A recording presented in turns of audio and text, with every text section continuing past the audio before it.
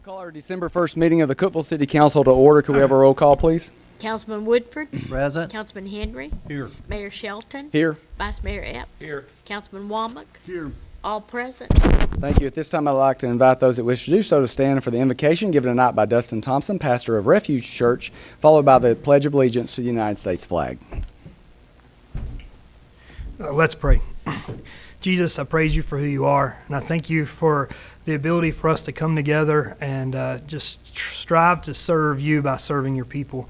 I pray that you will allow us to do business in order, that you're a God of order and that you're pleased in that. I pray that you will allow us to remember that all authority is given from you, and it's authority for us to serve others. So I pray that you can bless us as we try our very best to glorify you as we serve your people. We ask this in your name. Amen. Amen. Pledge allegiance to the flag of the United States of America and to the republic for which it stands, one nation, under God, indivisible, with liberty and justice for all. Consider approval of agenda as presented. Are there any changes? Mayor, council, there are no changes to the agenda. All right. Do we have a motion? So moved. Second. Motion is second. Any discussion? All vote. 5 yes votes, motion carries. Thank you. Under old business 5A, consider approval of minutes of council meeting held on November 17th, 2016. Is there a motion? So moved. Second. Motion is second. Any discussion? All vote. 5 yes votes, motion carries. 5B, consider on second and final reading ordinance O161022, rezoning 39 Depot Street and 4041 South Oak Avenue from CL Local Commercial to CBD Central Business District. Mr. Mills. Mayor, council members, this is the property that's been purchased by the Oxen LLC Group for the announced purpose of building a hotel convention center, and the zoning on this property is split, and this would place it all within the same zone, that being the Central Business District zone.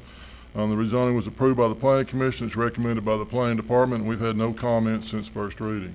Thank you. Is there a motion? So moved. Second. Motion is second. Any discussion? All vote. 5 yes votes, motion carries. Thank you. On the consent agenda, 6A, consider awarding bid for annual refuse, cardboard, and recycling containers for Public Works Department. And 6B, consider awarding bids for water meters, Water Quality Department. Is there a motion to consider both of these items?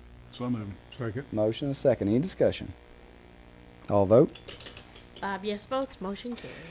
Under new business, 7A, consider resolution R161219, establishing an Americans with Disabilities Act Advisory Committee, appointing an ADA coordinator, and establishing a grievance procedure. Gail Fowler. Mayor and Council, the Federal Highway Administration requires that Tennessee Department of Transportation monitors subrecipients who receive TDOT assistance to ensure compliance with Title II of the ADA and Section 504 of the Rehabilitation Act of 1973 with respect to TDOT's funded projects and programs. The City of Cookeville is a local government and a subrecipient.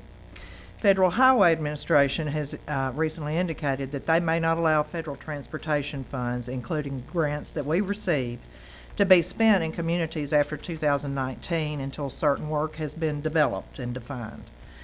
This resolution this evening accomplishes 3 tasks that will comply with the first of TDOT's requests that have been issued to cities across the state, and they carry that deadline of December 2016. The city has met the obligations of the Americans with Disabilities Act for many years, and initially in the early 90s when we implemented resolutions. And I believe the city has done a good job in continuing to meet the needs of our citizens in our services and the facilities. Having said that, once again, this resolution reestablishes the ADA coordinator. That would be myself, and by title, the Human Resources Director is defined as that person.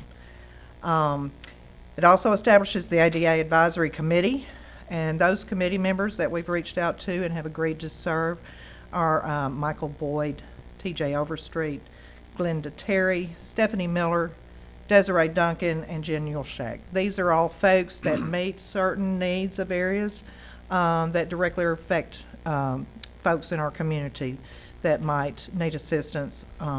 So I was very pleased to be able to put together this group of folks. It also reestablishes and reintroduces that formal grievance procedure that is required, and it is as an attachment to this resolution. So I'm happy to answer any questions that you might have, but would respectfully request your approval. Thank you. Is there a motion? So moved. Second. Motion and a second. Any discussion? Yes, sir.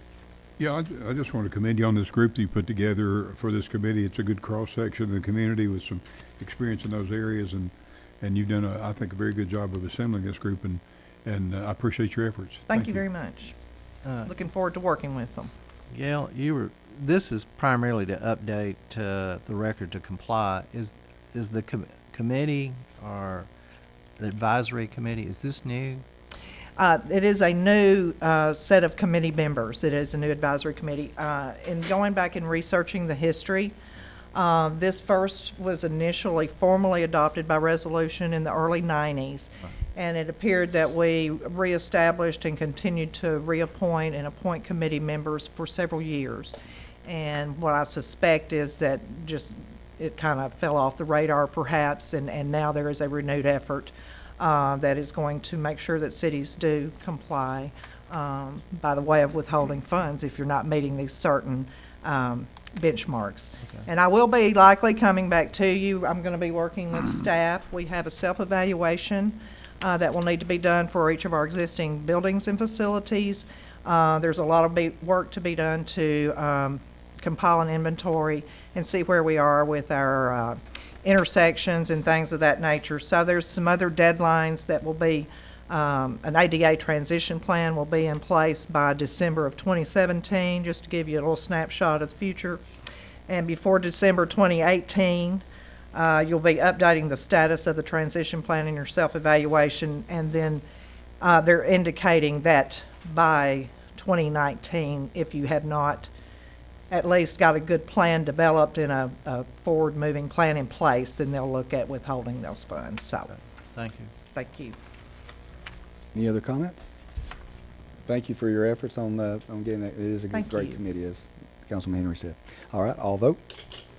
5 yes votes, motion carries. Thank you. Appreciate 7B, that. consider resolution R 161220, authorizing the participation in the TML Risk Management Pool Property Conservation Matching Grant Program.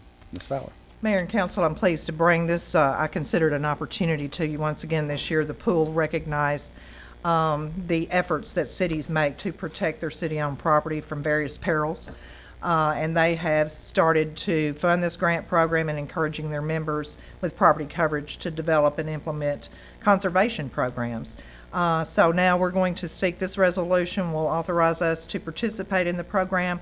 We're proposing that we purchase some additional security cameras. We found that worked pretty well for us last year, so 50% matching funds for the purchase of 36 security cameras and the associated equipment. The total cost would be $11,017. The maximum grant reimbursement is $5,000, so the city's obligation would be $6,017. The police department will use 20 of the cameras at a traffic division facility. Security was recommended by the pool at an inspection done, so I think that's a good fit. Additionally, 8 cameras at the West Jackson training facility. And then we're going to help Mr. Peak out at the Cookeville Electric Department with some cameras, 4 cameras at the South Electric Substation and 4 at the Southwest Electric Substation. Be happy to try and answer any questions, but would respectfully request your approval. Thank you. Is there a motion? So moved. Second. Motion is second. Any discussion? Question, Mr. Mayor. Yes, sir. Gail, all those cameras are great. Where are they going to be monitored at each? Is there going to be a central monitoring area for this, or is it the police department, or is it each? I would defer to the chief. I think the chief certainly has a central monitoring area with his. Now, Mr. Peak, I'm really not certain how yours is going to be set up with that, and that may still be yet to be determined. The reason I ask, I'm sorry I failed to ask this at the work session, but I mean, it's great to have all the cameras, but you got to have somebody watch them. Oh, yes, yes. So, And I suspect they'll be recording and retaining footage okay. for a Yeah. certain period of time so that if there was an issue to arise over a 48-hour period, we could go back and look at Yeah, that footage okay. to determine if it reveals anything for Okay. us. Thank you. Yes, sir. Any other comments? All vote. 5 yes votes, motion carries. Thank you. 7C, consider awarding bid for front-loading garbage truck for Public Works Department. Greg Brown. Mayor and council, we recently advertised and received bids for a front-loading garbage truck. Municipal equipment was the low bidder meeting spec for $233,000. This is a budgeted item, and I would request your approval. Thank you. Is there a motion? So moved. Second. Motion and second. Any discussion? Mr. Brown, you were saying on this bid, one of the unique features that they would have a service come to you on this bid? Yes, this particular company has a mobile service Mobile department, service, so correct. they will, if we have a problem with it, as far as the body part, they will come to us and work on it. The actual truck part, the cab, and we would have to take it to that manufacturer, but Right. that would help a lot, having to take it back and forth to the manufacturer if they would come to us. Okay, thank you. Any other discussion? All vote. 5 yes votes, motion carries. Thank you. 7D, consider awarding bid for modifications, repainting of 15th Street elevated water tank for Water Quality Control Department. Ronnie Kelly. Mayor and council, we have opened bids on the repainting of the 15th Street water tank. Tank Pro Incorporated was the low bidder, $624,142. We're in that, we're putting a logo on it. And this is what we anticipate it looking like. Wow. On two sides of the, one on the football side, this is just the 15th Street side. And I'd be happy to answer any questions. Good. Is there a motion? So moved. Second. Motion and second. Any discussion? All vote. 5 yes votes, motion carries. Thank you. 7E, consider awarding bids for service body and cab and chassis vehicle Water Quality Department. Mr. Kelly. Mayor and council, Public Works and our department went together and bid some service, big service trucks, and we're recommending a low bidder meeting specifications. Thank you. Do you have a motion? So moved. Second. Motion and second. Any discussion? All vote. 5 yes votes, Thank motion you. carries. And 7F, consider awarding bids for electric system right-of-way easement maintenance and authorize the city manager to execute a contract with a Splendid Tree Expert Company. Mr. Peak. Mayor and council, as we discussed at our work session on Monday, we've been working on specifications for quite some time now. Finally got those out, open seal bids for company to provide 3 years of right-of-way and easement maintenance, tree trimming, and those kind of things. The contract will contain cost proposals for 2 additional years should the city elect to do that. These were evaluated bids, and we evaluated these bids based on all the documents we required, the labor and equipment cost, the experience level of the company, safety, storm event mobilization, and the proposed equipment that they'll be bringing to Cookeville. The contract goes on to require $3 million insurance with the city of Cookeville and the electric department named as additionally insured. Contract also requires payment and performance bonds, drug-free workplace affidavit. We got some required indemnification and hold harmless language in that contract as well. And we can terminate the contract in 30 days with written notice.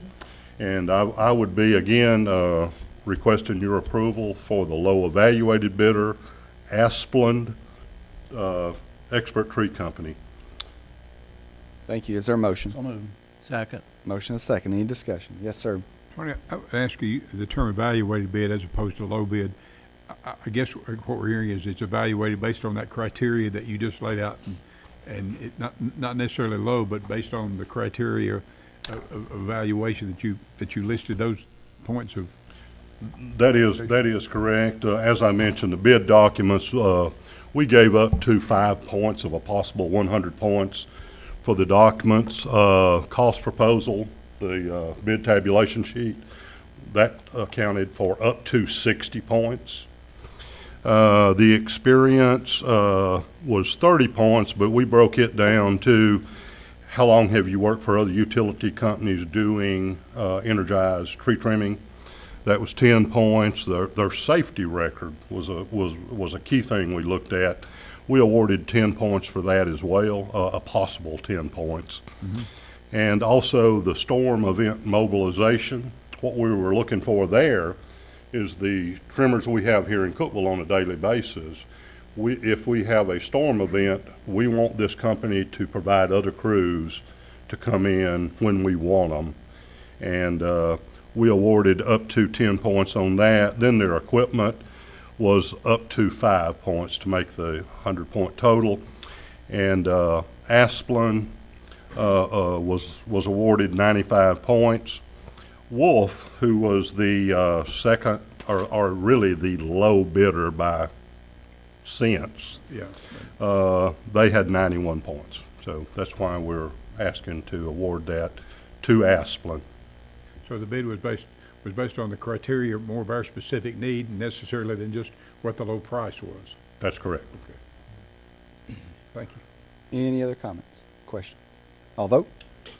5 Thank yes you. votes, motion carries. Thank you. That concludes the public, or the agenda portion of the meeting. If anyone, at this time, we'll open it up. Anyone would like to have up to 3 minutes to talk about something, if you have something to bring before the council? All right, council members, y'all have anything? Well, I've got one Yeah. more thing. I'd like to commend the Mike Davidson and the for helping send people over to East Tennessee to help out with the fire and the restoration efforts over there. And I'd like you to elaborate the people that are going over there, and if you would. Well, right now, again, just the tragedy of everything that has occurred at East Tennessee, it was devastating for that community. I know the other night Chief Uquay called. He was requested to be able to send some of his staff over there, so he, along with Chief Brown from the county, sent a crew up there to help battle those flames. And then since then, I know we're going to be looking at trying to send staff from the gas department up there as well to help in getting their system back in order. And there could be other requests coming down the road. But yes, just very devastating, but thankful that Chief was able to send crews. Again, that night while we sent crews up there, we had a fire here locally, and so it's tough trying to balance that, being able to help other communities, but also be able to protect your community as well. But yes, right now we'll be looking at sending some staff from the gas department up there to assist them as well. I think that's a great thing. Just to echo that, just literally multiple people in our community have taken it upon themselves to raise money and product, and we've had shipments of trailers leave here with supplies, multiple, I know of at least 6 that left here, and from Monterey with people and supplies, and which is awesome. Some of the things happening this weekend, we've got a ton of stuff going on. TSSAA began today. It goes Thursday, Friday, Saturday. 16 teams from across the state are here with probably well over 60,000 guests that'll be joining us here, so traffic will be a little worse than normal, especially on Willow, so ask for everybody's patience on that. The Depot open house, Christmas open house, is Saturday from 10 to 2, and then of course Sunday, the Christmas parade is scheduled for 3 p.m., and then our Christmas tree lighting and celebration service will be scheduled from 6 to 7 p.m., and we certainly invite everyone to come out and attend that. It was a great event last year, and we know it will be a great event this year, and the weather appears to be, certainly at least for that part, to be clearing for that night, so we will have faith that it will be totally clear and ready to go. So thanks to our Leisure Services Department for getting the park ready. They've done a phenomenal job. The tree is amazing, and they've done some extra features to it this year, and we've got a great crew of folks doing that. So anything else, guys? We will be adjourned.